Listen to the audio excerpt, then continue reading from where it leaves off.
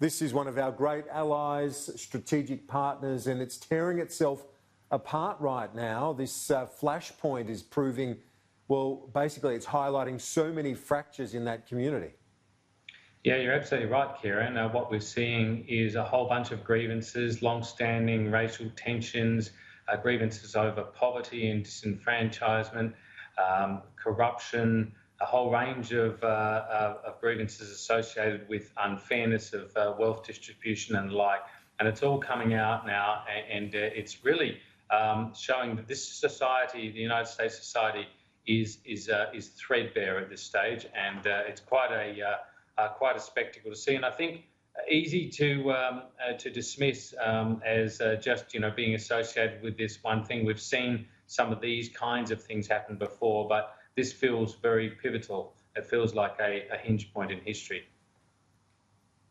It certainly does, and we've got pictures on the screen there as well, various live pictures coming into the newsroom all the time of so many cities heaving under the pressure of the violence, of the looting, of the confrontation between police and protesters.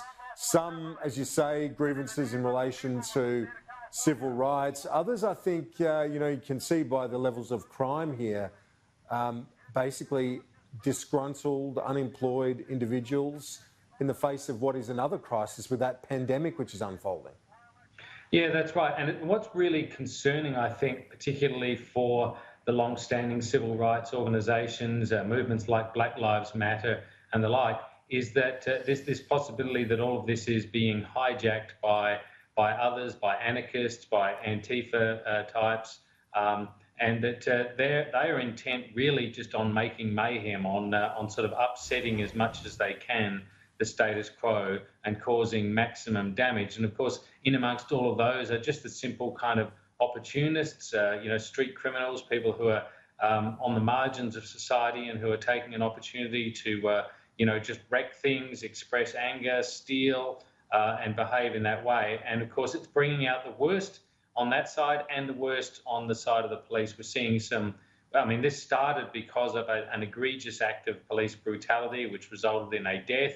It was, captured on television or captured on mobile phone footage and broadcast, effectively the murder of George Floyd with police brutality. And we're now seeing police brutality playing out in a number of different cities as well. And the president, who could be showing leadership, is showing the precise opposite. So right at a moment when this society, as you said, Kieran, is tearing itself apart, and the president could be operating as a unifying force, he's doing quite the opposite. Some of his tweets, some of his comments have all been about fanning the flames, really, of division, because he believes this is in his political interest in this election year. And that's the other point, isn't it? It's this nexus of all these various pressure points, whether it be the pandemic, the death of George Floyd, or the political pressures of a presidential election year. It's almost like a perfect storm right now. And it's a perfect storm that's been seen before. In 1968, there were civil rights demonstrations, a lot of unrest. Of course, it was during the middle of the Vietnam War. And activists then say the movement was hijacked also by people intent on causing maximum damage and mayhem. And that this played well for the Conservatives. At times like this, it seems that middle American voters tend to go more to the Conservative side, looking for an iron fist and the restoration of order. This led, in many people's estimation, to the election of Richard Nixon in 1968. And there's a view that the same process is happening now, that this plays into the hands of Donald Trump and his conservative disruptors, if that's not a contradiction in terms, and that although they may be viciously and violently opposed to Donald Trump, they may be handing him the 2020 election. Let's bring our attention closer to home. Obviously, many difficult things to deal with. Nothing like what we're seeing in the US. We've had great success on the health front. The economic challenge remains, but the Prime Minister, in conjunction with the states, looking at providing a boost for residential construction. This is the latest stimulus to be announced within days, Mark. Yes, it's worth noting, just going to your point there about moving to Australia, I mean, the same threat the same viral threat in Australia produced unity as is producing such disunity in the US. And I think that says something about the political culture, but also about attempts at political leadership, which we've seen by governments, state and federal, in this country. And there should be some credit given to all of those political leaders for that. As for the next level of stimulus, it's going to be quite interesting to see where that goes. There's a lot of criticism of the cutouts that exist in the JobKeeper program that have left a number of industries, particularly arts and entertainment, on the sidelines. And there's some talk that this next stimulus package is going to address that.